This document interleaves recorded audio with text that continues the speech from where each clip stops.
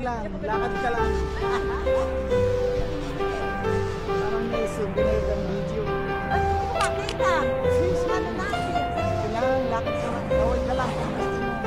Kaway, kaway. Kaway, kaway.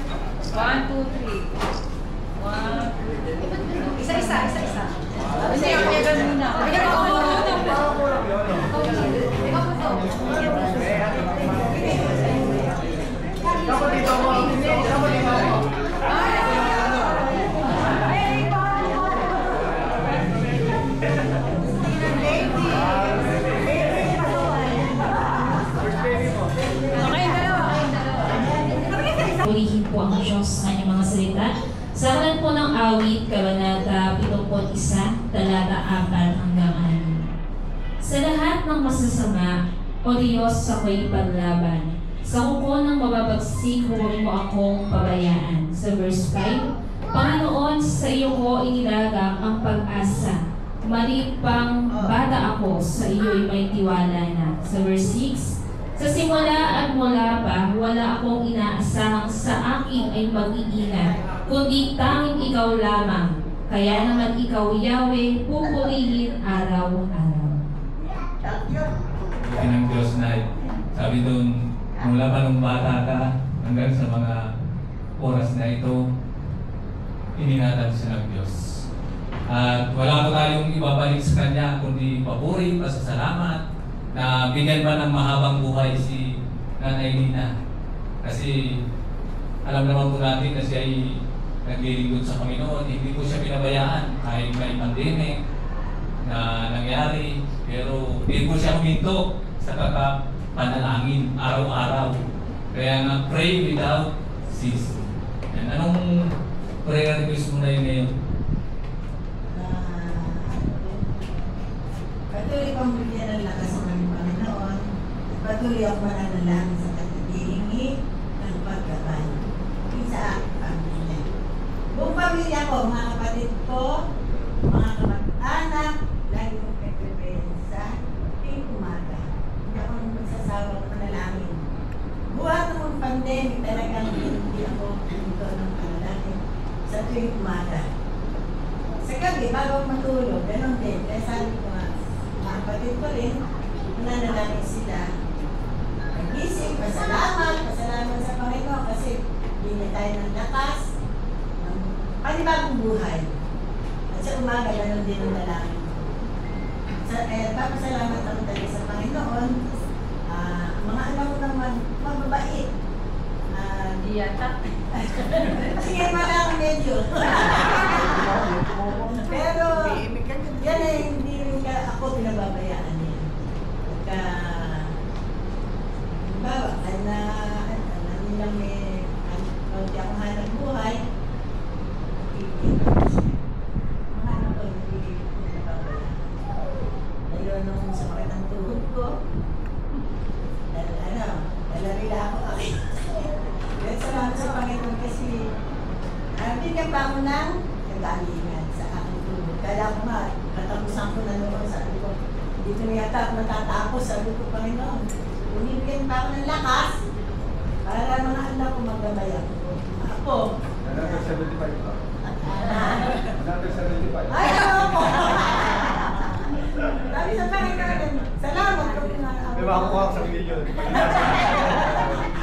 Wala niyo. Namin buwan lang. Lagi kong sabi sila, nanganalangin na aking mga anak ako, mga kapatid ko, mga kamag-anak, na makakilala rin sa ating Panginoon. Yesus Christ. Naghahantay ng iyong pagbabalik, Panginoon. Tunay na Lord na iparanas mo sa kanyang buhay ang kagalakan na nagbubuhat sa iyo. Sapagkat sinabi mo, yung kapayapaan ay hindi maibibigay ng sanlibutan ito. Kaya alam namin, Lord, na mayroon ka nang gagawin sa buhay ni nanay. Lalo na sa kanyang kalusugan. Alam namin na nakakaranas din siya ng panghihina, pero ikaw ang Diyos na nangako sa amin na hindi mo kami iiwan. Hindi mo rin kami pababayaan. Kaya hindi po sa mga kapatid kong narito, O God, patuloy mo rin kong dinudulog sa iyo ang kanilang mga buhay. Hindi ko man mabanggit ang bawat pangalan nila.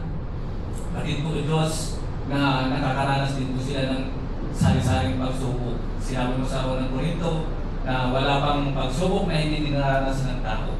May kanya-kanya po kaming pagsubok. Pero sa kabila nito, sinabi mo kung makaranas kami ng mga pagsubok na ito, bibigyan mo kami ng lakas upang mapagtagumpayan ang lahat ng ito. Kaya Lord, dalangin ko na sa mga susunod na panahon, patuloy na makaranas ng kaginhawaan ang mga kapatid kong narito, O God, papalain mo sila sapagkat sinabi mo sa aklat ng Deuteronomy chapter 28, lahat ng pagpagalan ng aming kamay ay magiging pagpapala sa bawat isa sa amin. Gamitin mo kaming channel of blessing sa mga taong hindi pa nakakilala sa iyo. Sapagkat alam ko, Lord, na hindi po aksidente na kami ay pinagsama-sama mo sa lugar na ito. Mayroon kang magandang plano sa bawat isa sa amin upang dulutan kami ng pag-asa sa hinaharap. Salamat, Lord! Dalangin ko sa buhay ni nanay na patuloy mo siyang gabayan, lalo na sa kanyang pagbabiyahe lagi, papunta sa church, sa kanyang negosyo. Hindi lamang ang kanyang buhay, ang kanyang mga pinsan, mga kapatid na narito, O God, mga pamag-anak, mga kaibigan na narito na nakikigalak sa birthday ni nanay. Hindi po sila uuwi na may mga bagay na hindi mararanasan, kundi bagos ngayon pa lamang sinabi mo na ipamahala namin sa sangkol na aking pinanganak pa ngayon ang aming Panginoong Isus, yung aming mga buhay, sapagkat siya yung kahangahangang dalawayo, makapangyarihang Diyos, walang hanggang Ama at prinsipe ng kapayapaan. Salamat, Ama. Ito po ang aming nagkakaisang panalangin sa pangalan ng aming Panginoong Isus Kristo at sa kapangyarihan ng banal na Espiritu Santo. Tayo pong lahat na anak ng Diyos ay magsabi ng Amen.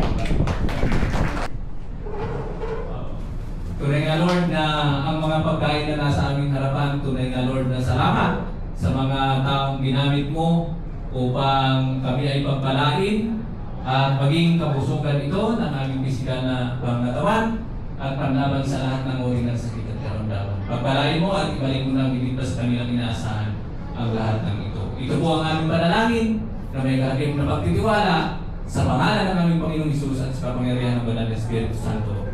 Amen. Amen.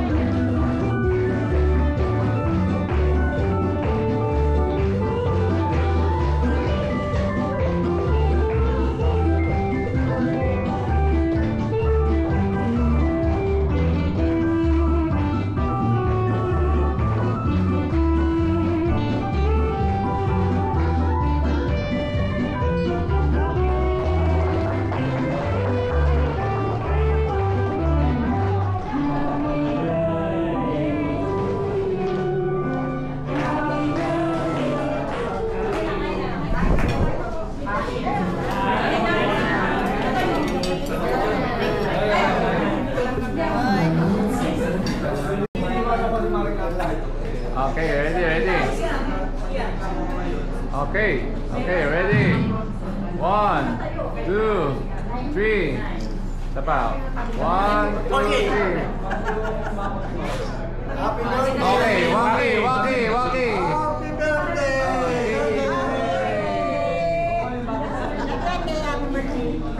Okay. Okay na po.